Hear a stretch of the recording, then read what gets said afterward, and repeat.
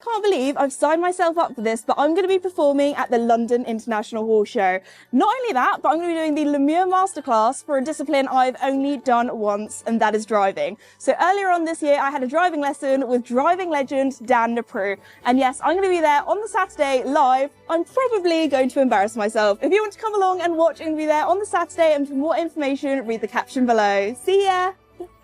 Yeah, I mean, it's just really disappointing. You know, I can't tell if Esme is just choosing to be completely tone deaf or she just doesn't care. It's just really unfortunate. I think it's really sad to see one of the largest equestrian creators supporting FEI, especially right now in the climate that we're currently in, where they're allowing bloody horses to compete in competition. She's not only supporting FEI, but she's also encouraging her fans to go to FEI shows and do meet and greets. It's really, really sad to me to see a creator that is very unproblematic in general doing something that is very problematic. FEI is clearly using Esme to greenwash or purify their image, and it's just really tone deaf on her part. And I also kind of believe that she doesn't care about the climate that we're in right now when it comes to equine welfare, even though she pretends to be associated with equine welfare organizations. But that doesn't really mean anything, because Sir Mark Todd was,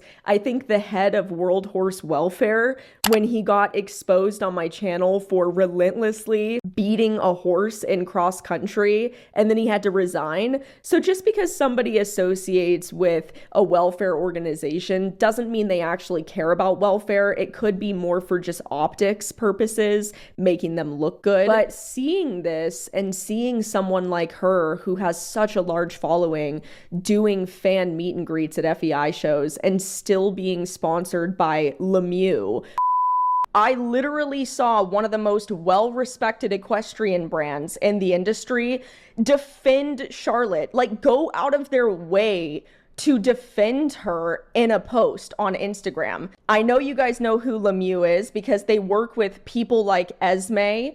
Over the past decade, we have worked closely with Charlotte and witnessed her contribution to the sport of dressage. It is crucial to remember that behind it all, Charlotte is a real person, facing unprecedented pressures and challenges.